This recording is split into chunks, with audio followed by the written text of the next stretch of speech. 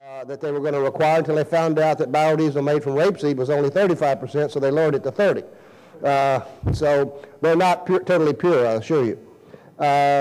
Some believe crops that require a large amount of nitrogen fertilizer are worse for the environment because of nitrous oxide emissions, which is far worse greenhouse gas than carbon dioxide.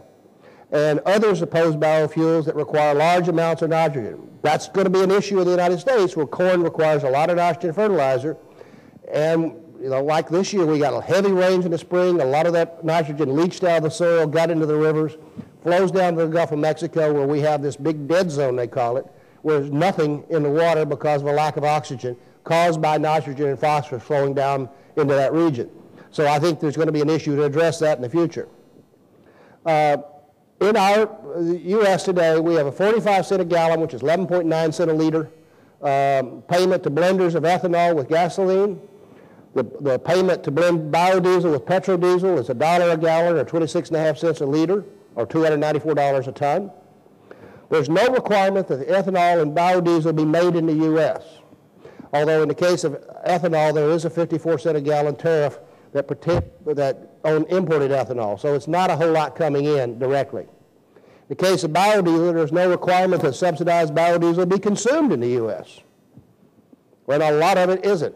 We're in this very strange situation today where we're taking biodiesel made in Indonesia, ship it to the States, put it in, put 0.1% diesel in it, collect $1 a gallon, back out and go to Europe. So we're not made in the U.S., it's not consumed in the U.S., it was just subsidized in the U.S. Not one of the better policies, and that's industry's trying to change that. And the Congress has 2007 passed usage mandates. The usage mandates in the U.S., and I put these in liters, you can see we're going to go up to total renewable fuel by 2022 to 136.08 billion liters. Of that, corn is limited to 56.7 billion liters. Cellulose is supposed to make up 79.38 billion liters, and biodiesel is capped, the minimum that the mandated 1 billion gallons or 3.78 billion liters. That has to be done. Now, mandates, the problem with mandates is that if you tell people in the case of corn or vegetable oil users, look, there's going to be so much vegetable oil produced, but please understand, the first in this case, 4 or 5 billion bushels of corn out there, that's going to be used for ethanol. You get to fight over what's left because it says you have to use it. You have to use that ethanol. Now, there are some escapes if we get prices too high. The president can waive those, but in fact, it's saying we're going to allocate that away to that market before we ever move forward with the usage elsewhere. This is annual ethanol production in the U.S. in billion liters. 2008, that's an estimate, but we're using a lot producing a lot of ethanol in the U.S. Almost all of it from corn, some from sorghum, some from a few other products. This is monthly U.S. production of ethanol. You can see how fast our industry is expanding. As soon as new plants come on stream, they go max out, and we're using more and more. Ethanol production capacity. You can see in 2008, at the end of this year, we're projecting 39.3 billion liters. It may be higher than that because we're adding new plants as we get through the end of the year. This is corn use for ethanol production. Through 2007, they're projecting 76.2 million metric tons, projecting you have to go to 104 million metric tons next year. That's about 4.1 billion bushels out of a 12.1 billion bushel crop that's going to get allocated. Now, the point that's to be made, and it's a legitimate point, is that about a third of that corn that goes into an ethanol plant comes back into the feed market in the form of distillers' grains. So it's not a loss of a third of the corn market to the feed and food market.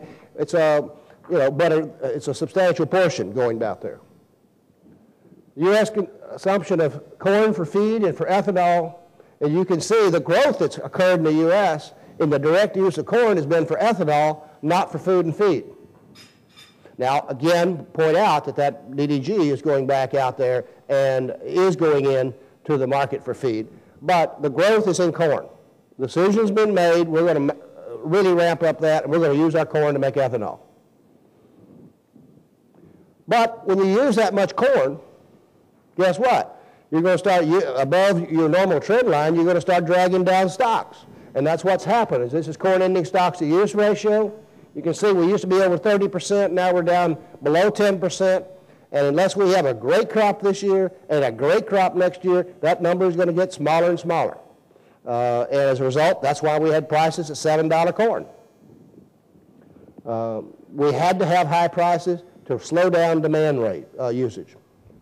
Biodiesel. We have currently about 2 billion gallons, about 7.56 billion liters of installed biodiesel capacity. There's another billion gallons out there that's on the drawing boards or under construction. If you took all the fats and oils in the United States, the entire supply, we could make 4 billion gallons. But we may have capacity to build to use 75% of that. But you know, we do need to eat in the U.S., so there's the problem. If you would use 75% of our veg oil, the food industry sees that and says, oh my God, we can't allow that to happen. We have to have the oil.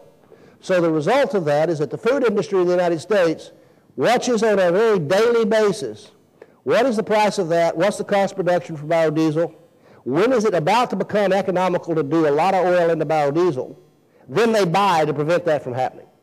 Their job is in the market is to make sure that price is high enough that we don't use too much fats and oils for production of biodiesel.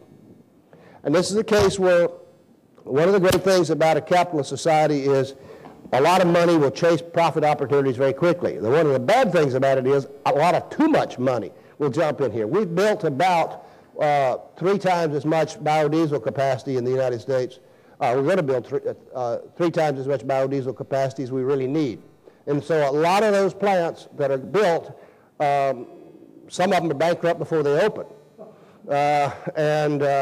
You know, we're operating today. If you got 2 billion gallons, you're making 550 million gallons, you think there's a lot of people out there hurting, and they are. That's what's going on.